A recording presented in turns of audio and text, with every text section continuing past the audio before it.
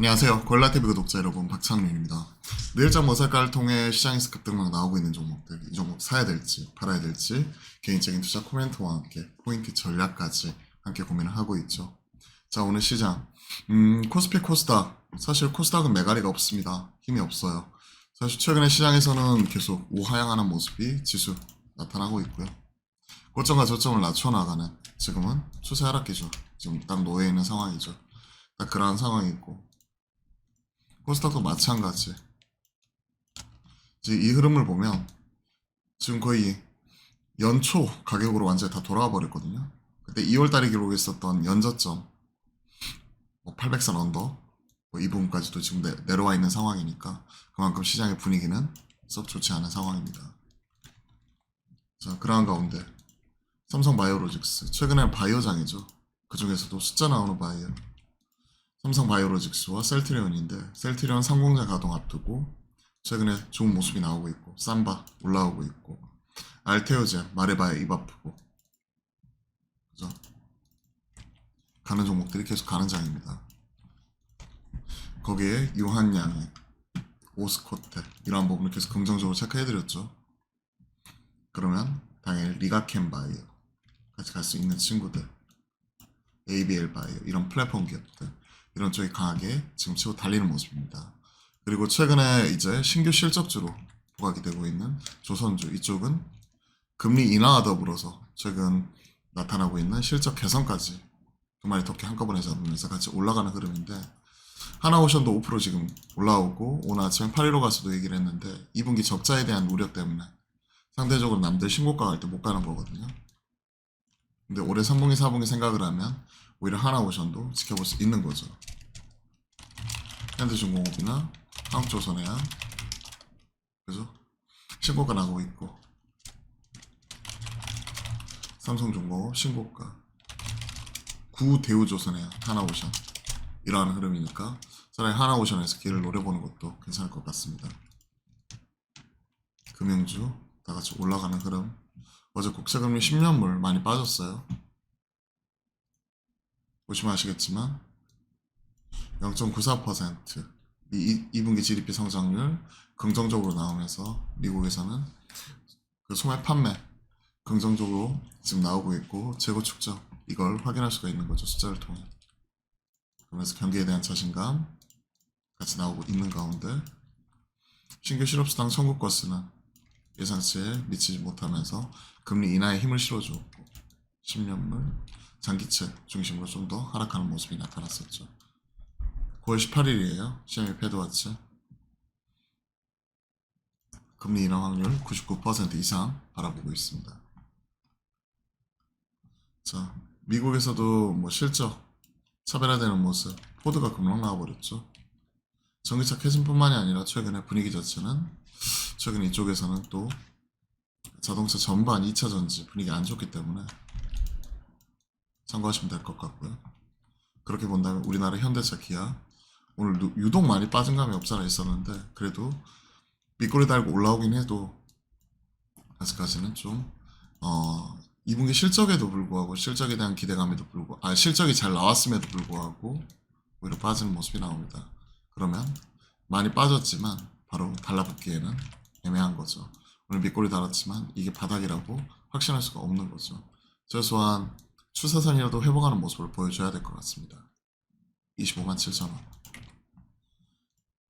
자, 2차전지 최근에 목표가 하향 계속 나오고 있죠. LG엔솔도 어제 실발 이후에 목표가 하향, LG화학도 마찬가지였죠. 그럼 포스코 퓨처엠 같이 빠져버리는 거고, 이쪽은 지금 살 때 아니에요. 고점과 저점을 낮추어 나가는데 많이 빠졌다고 무조건 사기에는, 저희가 연계금이나 계속 돈 들어오는 뭐 펀드처럼 이렇게 들어오는 것도 아니고, 그죠? 한정된 예산 환경 하에서 이제 대응을 해야 되기 때문에 저점을 낮춰 나갈 때는 대응하는 게 아닌 것 같습니다. 아침에 815 가서도 요 그 메탈 가격 이 부분을 체크를 같이 하기도 했었는데, 이거 생각을 하면 아직은 아닌 거죠. 즉 패스 이쪽은 신규 접근은 아닌 거고요. 조선주가 이렇게 올라오잖아요. 대형 조선사 올라오고, 조선 기자재 같이 올라오고, 그죠? 뭐 이러한 부분이 있고, 금리 인하 기대감 반영하면서 건설주도 같이 올라오는 이런 시클리컬 경기 민감주 뭐 이런 쪽인데, 그렇게 본다면 사실 뭐 오늘 약간은 쉬어갈 수 있는 방산 쪽에서 뭐 LIG 넥스원 같은 경우 뭐 이런 부분을 노려본다든지, 그러니까 그 안에서 상대적으로 좀 빠지는 종목들, 키 맞추기 할 수 있는 종목들을 찾아봐야 될 것 같습니다. 반도체는 뭐 피크아웃 얘기가 나오고 있는데, 즉 AI가 지속적으로 투자하는 부분에 있어서 부담감, 수익성 개선이 더디다 뭐 이런 얘기 나오면서 피크아웃 얘기가 나오고 있어요. GPU 뭐 엔비디아가 흔들려 버리니까 당연히 하이닉스 같이 흔들리는 거고 HBM 같이 따라 들어가니까 그런 흐름인데, 최근에 이제 하이닉스 콘콜이나 이런 것들을 보더라도 이제는 범용 레거시 반도체가 올 하반기 내년 공급 부족에 대한 얘기를 하고 있기 때문에 상대적으로 삼성전자의 또 차례가 올지를 지켜보면서 계속 체크해 나가도록 하겠습니다.